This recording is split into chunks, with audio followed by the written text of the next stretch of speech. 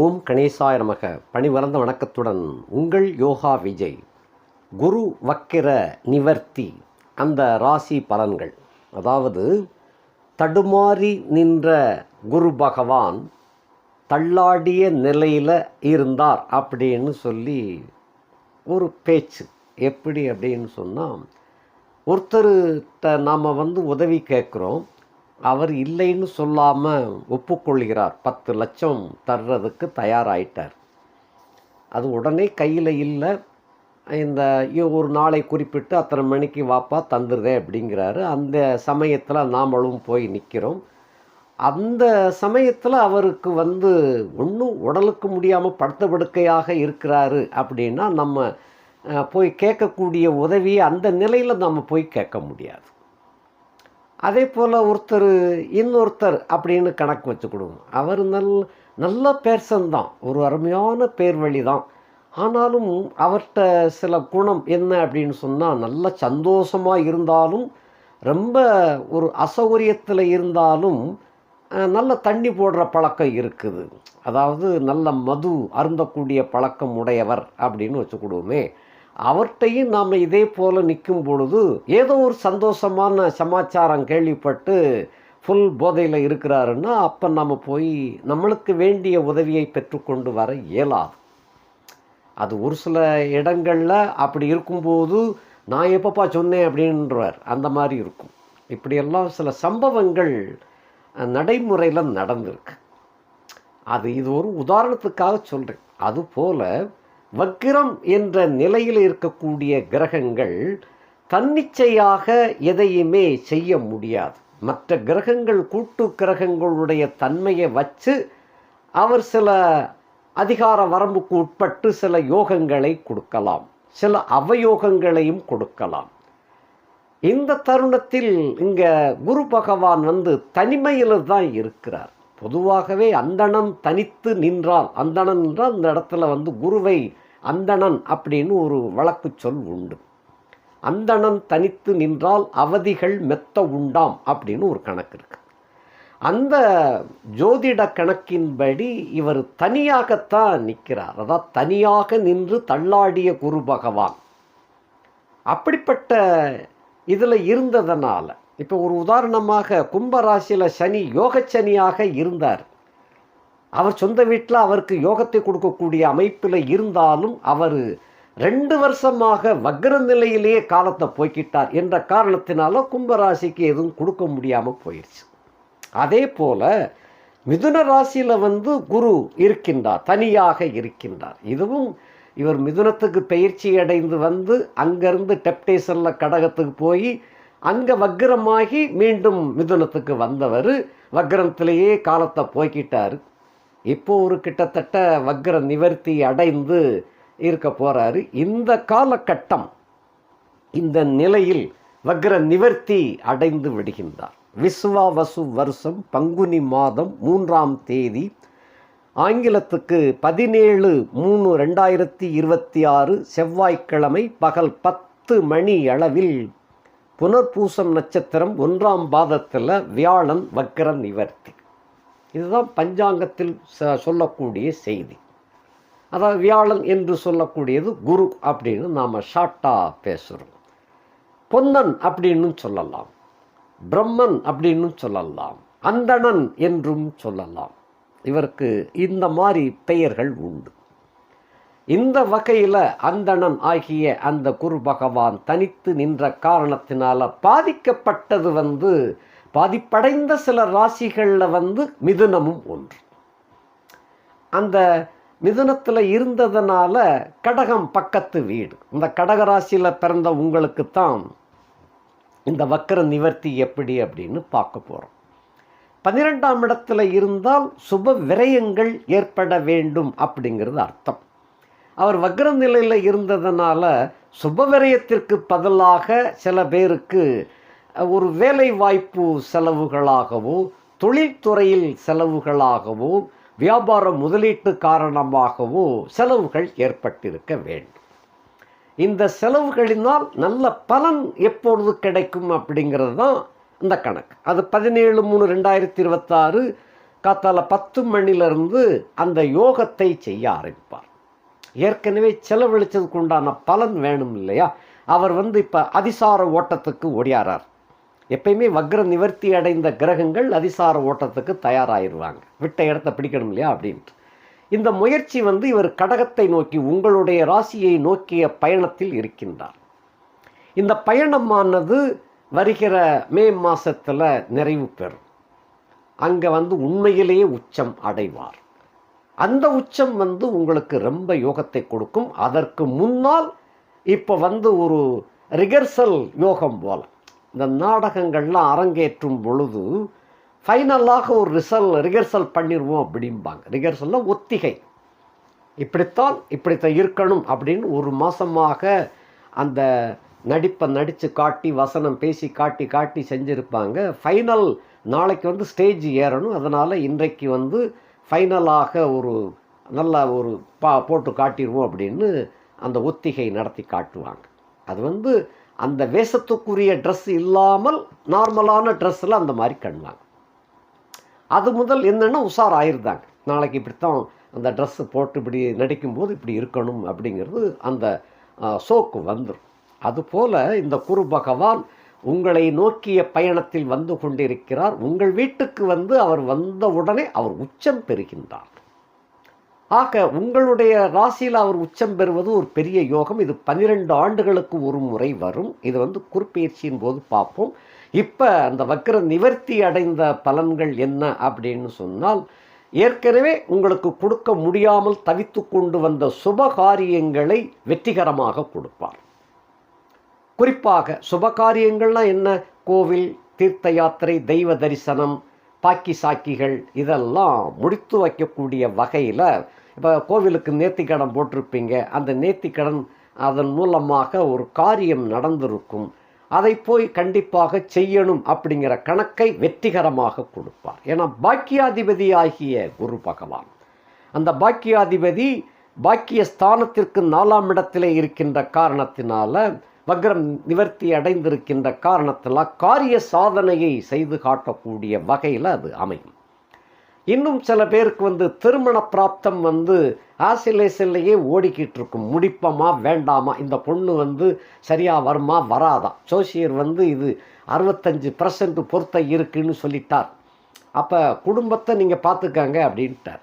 இப்போ அந்த குடும்ப அமைப்பு, பெண்ணு லட்சணம் இவைகளெல்லாம் பார்த்து முடிவு பண்ணுறதுக்கு கொஞ்சம் மன குழப்பமாக இருந்துக்கிட்டு வந்திருக்கும். அதாவது குரு வக்கர நிலையில் இருக்கும் பொழுது, இந்த வக்ர நிவர்த்தி அடைந்ததுக்கு அப்புறம் சரி இதுதான் பொண்ணு இதுதான் பையன் அப்படிங்கிற தீர்மானத்துக்கு வரக்கூடிய ஒரு வாய்ப்பை அது உண்டு செய்யும். அதன் மூலமாக சில பேருக்கு உண்மையான திருமண சுபகாரிய செலவுகளை கொண்டு கொடுப்பார். பலரும் வாழ்த்தக்கூடிய அளவிலே அந்த திருமணம் சமுதாயம் பாராட்டக்கூடிய வகையில் அது நடக்கும். அதே போல் ஆர்க்கும் இந்த கிரகம் சொந்தமாக வருகின்றார். கடன், சத்துரு, நோய் அப்படிங்கிற வீட்டுக்கும் சொந்தக்காரர் அப்படிங்கிறதுனால பழைய பாக்கி சாக்கிகளை எல்லாம் அடைக்கக்கூடிய ஒரு வாய்ப்பையும் கொடுப்பார். அப்போ வருமானம் பெருகணும். இந்த வருமானத்தை பெருக்கி கடன்களை அடைக்கக்கூடிய ஒரு நிலையை உண்டு செய்வார். வழக்கு வம்பு தொம்புகளில் இழுபறியாக இருந்ததை ஒரு நல்ல தீர்மானம் கொண்டு உங்களுக்கு சாதகமான தீர்ப்பு கிடைக்கிறார் போல நடக்கும். நோய் நொடிகள் இருக்குது அப்படின்னு சொன்னால் அந்த நோய் நொடிகளுக்கு நல்ல மருந்து மாத்திரைகள் கிடைக்க பெற்று அதன் மூலமாக அந்த நோயிலிருந்து விடுபடக்கூடிய, பெரும்பாலானவர்களுக்கு முற்றிலும் விடுபடக்கூடிய வாய்ப்பாக வரும்.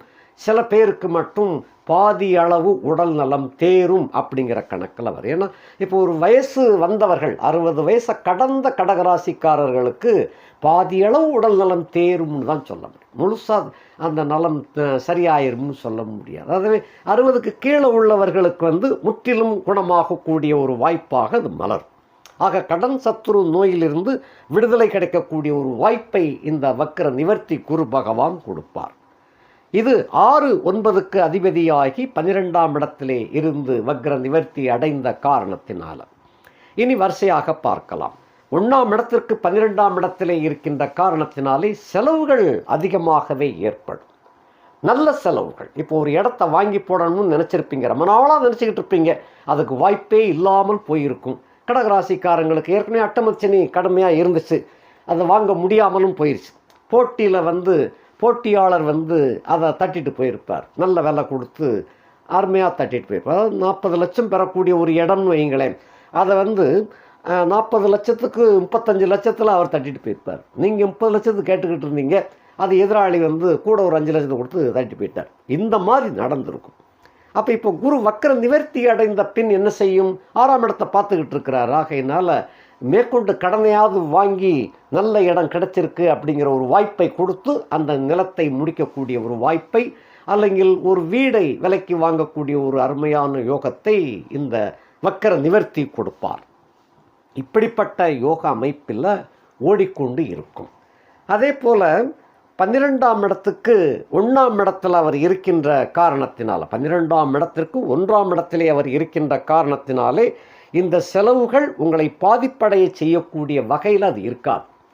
நல்ல செலவுகளாகத்தான் ஓடுமே தவிர மன திருப்தியாக, இந்த செலவு செய்தால் மனசு திருப்தியாக இருக்குது, சந்தோஷமாக இருக்குது அப்படிங்கிற மாதிரியான ஒரு செலவுகளை கொண்டு கொடுக்கும். சில கடகராசியிலே பிறந்தவர்களுக்கு பிள்ளைகளுடைய சுபகாரியத்தை ஜேன்னு ஜாம்னு நடத்தி காட்டுவாங்க. அந்த மாதிரி வாய்ப்பை கொடுக்கும். அடுத்தபடியாக 2ஆம் இடத்திற்கு 11ஆம் இடத்துல இருக்கின்ற காரணத்தினால, 2ல் கேது வேறு ஏற்கனவே இருக்குது. அதன் காரணமாக குடும்பத்துக்குள்ள அப்பப்போ கணவன் மனைவி பிரச்சனைகள், தாய் தந்தையர் பிரச்சனைகள், பிள்ளைகளோடு சுமூகம் நிலையில் இல்லாத பிரச்சனைகள் எல்லாம் ஓடிக்கொண்டு இருக்கின்றது. இந்த வக்ர நிவர்த்தி அடைந்த குருவினால் இந்த பிரச்சனைகள் கொஞ்சம் கொஞ்சமாக தளர்வு ஏற்பட்டு நல்ல சகஜமான நிலைமையை உண்டாக்கும். தன வரவுகள் பெருகத் தொடங்கும். தன வரவுகள் பெருகினா தானே கடன் அடைக்க முடியும். ஆகையினால தன வரவுகளை அதிகமாக கொடுப்பார். வாக்கு சுத்தமாக இருக்கும். அட்டமச்சனையாக இருக்கும் பொழுது கொடுத்த வாக்கை காப்பாற்ற முடியாமல் போய்கிட்டு இருந்துச்சு. அதாவது கொடுத்த வாக்கை காப்பாற்ற முடியலன்னா என்ன அர்த்தம்னா, அந்த இடத்துல ஒரு தேர்வு எழுதுனா கூட அது ஒரு 1/4 மார்க்கு 1/2 மார்க்கில் அவுட் ஆகிருக்கும். இப்போ அந்த கொடுத்த வாக்கை காப்பாற்ற முடியுங்கிற கணக்கு வரும்பொழுது அதில் முழு வெற்றி கிடைக்கக்கூடிய வாய்ப்பு. இந்த மாதிரி அமைப்பு. குடும்ப நலன் மீட்டெடுக்கப்படும் அந்த ஞாபகம் வச்சுங்க, அந்த மாதிரி அர்த்தம். ஆக தனம், குடும்பம், வாக்கு சிறப்படையும். 3ஆம் இடத்துக்கு 12ஆம் இடத்தில் 10ஆம் இடத்திலே இருக்கின்ற காரணத்தினாலே நீங்கள் எடுக்கின்ற முயற்சிகளை மிக துரிதமாக நடத்தி கிடைக்க செய்வார். இதுக்கு முன்னால் முயற்சிகள் பலவிதமாக போராடிக்கிட்டு இருந்தீங்க, சட்டுன்னு கிடைக்கல. இப்போ முயற்சி, ஒரே முயற்சியில் ஒரே கல் அடியில் மாங்காய் கையில் கிடைச்சது. இந்த மாதிரியான அமைப்பு. முயற்சி வெற்றி பெறும். பிரயாணங்களினால் உங்களுடைய யோக அமைப்பு சிறப்படையும். தாம்பத்திய சுகம் சில பேருக்கு, நிறைய பேருக்கு தடையாகவே போயிருக்கும். இருந்தும் இல்லாமல் கடன் வாங்கியும் பட்டினி, கல்யாணம் முடிச்சும் சன்னியாசி அப்படிம்பாங்க. அந்த காலத்தில் பழமொழி சொல்லுவாங்க. அந்த மாதிரி இருக்குது, ஆனால் அனுபவிக்க முடியலை அப்படிங்கிற கணக்கில் நிறைய பேருக்கு ஓடிக்கிட்டு இருந்துச்சு. அதிலிருந்து விடுபட்டு தாம்பத்திய சுகம் வலுவடையக்கூடிய வாய்ப்பாக அது கொடுக்கும். ஆகையினாலே வெளி வட்டார நட்புகள் இவைகள்லாம் வலுவடையக்கூடிய காலகட்டம். நட்பு வட்டம் விரிவடையும். நட்பு மூலமாக அந்நிய ஜாதி அந்நிய மதத்தவர்கள் நட்பாக கிடைப்பார்கள். அவர்கள் மூலமாக உங்களுக்கு மனம் சந்தோஷப்படக்கூடிய, ஆனந்தப்படக்கூடிய ஒரு சந்தர்ப்பங்கள் எல்லாம் நிகழ்ந்து காட்டும். நிகழ்ச்சிகள் நடக்கும். 4ஆம் இடத்திற்கு 9ஆம் இடத்திலே இருக்கின்ற காரணத்தினாலே தாய் நலம் பெறுவாள். கல்வி, கடகராசியிலே பயிற்சி பெற்று கொண்டிருக்கக்கூடிய மாணவர்கள் மாணவிகள் இந்த காலகட்டத்தில் பயிற்சி சிறப்பாக அமையும். அருமையான மார்க்கு எடுக்கக்கூடிய வாய்ப்பு, நிறைய பேருக்கு முதல் மதிப்பெண் வரக்கூடிய வாய்ப்பாகவும் அது அமையும். கார் வசதி, பங்களா இவைகளெல்லாம் தேடி வரக்கூடிய ஒரு வாய்ப்பாக அமைந்திருக்கின்றது. நிலபுலன்கள், சொத்து சுகங்கள் இங்கே இந்நேரம் வாங்கக்கூடிய ஒரு அருமையான வாய்ப்பை அது கொடுக்கின்றது. 5ஆம் இடத்திற்கு 8ஆம் இடத்துல இருக்கின்ற காரணத்தினால அந்த குலதெய்வ வழிபாடு இவைகளில் இன்னும் கொஞ்சம் கவனம் செலுத்த வேண்டும்.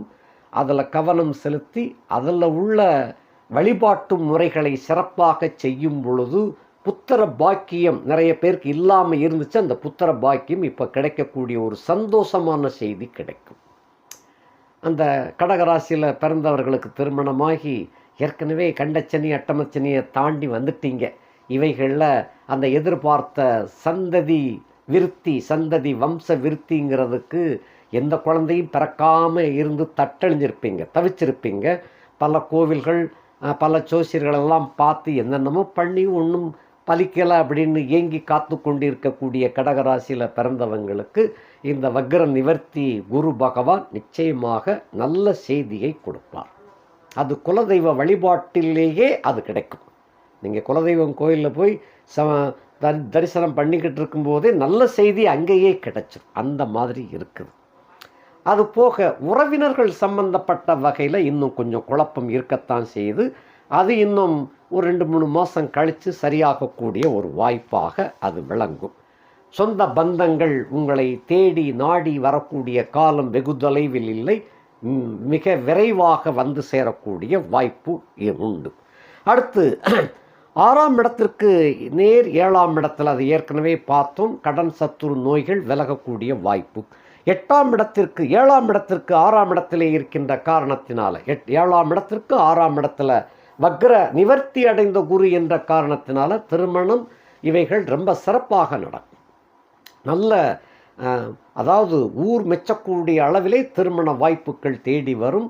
வரம் தேடிக்கொண்டிருப்பவர்களுக்கு நல்ல செய்தி கிடைக்கும். இது கணவன் ஆணாக இருந்தாலும் பெண்ணாக இருந்தாலும் நீங்கள் தேடிக்கொண்டிருக்கக்கூடிய வரன் நீங்கள் தேடியபடி கிடைக்கக்கூடிய ஒரு நல்ல யோக அமைப்பை உண்டாக்குவார். என்ன, சில பேருக்கு காந்தர்வ வாழ்க்கையாக அமைஞ்சிடும், காதல் சம்பந்தப்பட்ட திருமணமாக அமையக்கூடிய வாய்ப்பு உண்டு. கூட்டணி வியாபாரம் செய்து ரொம்ப நஷ்டத்தை சந்தித்து வந்த உங்களுக்கு இந்த காலகட்டத்தில் அந்த கூட்டணி மூலமாக நல்ல ஒரு செய்தி கிடைக்கும். பெரிய ஒப்பந்தம் கிடைக்க பெற்று அந்த நஷ்டத்தை எல்லாம் சரி பண்ணக்கூடிய அளவில் இந்த ஒரு நல்ல வரவுகள் கிடைக்க பெறக்கூடியதாக அமையும். ஆக நட்புகள் விரிவடையக்கூடிய கட்டம். அடுத்து 8ஆம் இடத்துக்கு 5ஆம் இடத்திலே இருக்கின்ற காரணத்தினாலே இதுவரை ஏற்பட்டு வந்த கெட்ட பேரெல்லாம் விலகும், நல்ல செய்தி கிடைக்கும். அதே போல் திடீருக்கு சில பேருக்கு திடீர் அதிர்ஷ்ட வாய்ப்புகளும் கொண்டு வந்து சேர்க்கும். 8ஆம் இடத்துல 8ஐ குரு பார்த்தால் அந்த வீட்டில் மூலமாக மறைத்து வைக்கப்பட்ட யோகங்கள் வெளியே கொண்டு வந்து கொடுக்கும். அந்த மாதிரி யோக அமைப்பு ஆயுள் கட்டியாகும். 9ஆம் இடத்திற்கு 4ஆம் இடத்தில் ஆகையினால பாக்கியத்தை அனுபவிக்கக்கூடிய வாய்ப்பு. அனுபவம் பாத்தியமாக இருந்தால்தான் பாக்கியம் வலுவடைந்ததுன்னு அர்த்தம். இந்த 9ஆம் வீட்டுக்கு 4ஆம் இடத்துல குரு இருக்கின்ற காரணத்தினால இந்த யோக அமைப்பு பூர்வ புண்ணிய யோக அமைப்புகளில் தேங்கி கிடந்த அந்த புண்ணியம் இப்பொழுது உங்களை நாடி வரக்கூடிய கட்டம். அதனால் நல்லா என்ஜாய் பண்ணக்கூடிய ஒரு வாய்ப்பு, பேரும் புகழும் கிடைக்கக்கூடிய ஒரு அமைப்பாகவும் நல்ல சுகபோகங்களை அனுபவிக்கக்கூடிய யோகமாகவும் விளங்கும். 10ஆம் இடத்திற்கு 3ஆம் இடத்துல வியாழன் இருக்கலாம். அப்படி இருந்துச்சுன்னு சொன்னால் தொழில் உத்தியோகம் சிறப்பாக இருக்கும். வேலை தேடிக்கொண்டிருக்கக்கூடிய இளம் பெண்கள் இளைஞர்களுக்கு இது நல்ல வரப்பிரசாதம். கட்டாயம் உங்களுக்கு வேலை வாய்ப்பு நல்ல கம்பெனியில் கிடைக்கும். அரசு போட்டித் தேர்வு எழுதி காத்து கொண்டிருப்பவர்களுக்கும் நல்ல செய்தி சேரும்.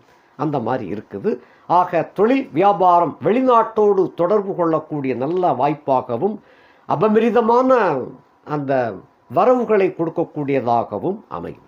11ஆம் இடத்துக்கு 2ஆம் இடத்திலே இருக்கின்ற காரணத்தினாலே சந்தோஷ செய்திகள் அதிகமாக கிடைக்கும். வரவுகள், செலவுக்கு மீறிய வரவுகள் சேரக்கூடிய கட்டம். ஆக 12ஆம் இடத்துக்கு 1ஆம் இடத்திலே இருக்கின்ற காரணத்தினாலே செலவுகளால் பெருமை பெறக்கூடிய ஒரு வாய்ப்பாக விளங்கும். ஆக வக்ர நிவர்த்தி குரு, அதே சமயத்தில் சனி 8ஆம் இடத்துலேருந்து 9ஆம் இடத்துக்கு போயிட்டாரு. ஒருத்தருக்கு யோகம் வந்துச்சுன்னா யோகத்துக்கு மேலே யோகம் வந்துண்டே இருக்குமா. அதுபோல் கடகராசியிலே பிறந்தவர்களுக்கு யோகத்துக்கு மேல் யோகம் வந்து கொண்டே இருக்கிறது. மீண்டும் மீண்டும் அதிகமான நல்ல சுகபோகங்களை அனுபவிக்கக்கூடிய ஒரு வாய்ப்பாக விளங்கப் போகின்றது. நன்றி, வணக்கம்.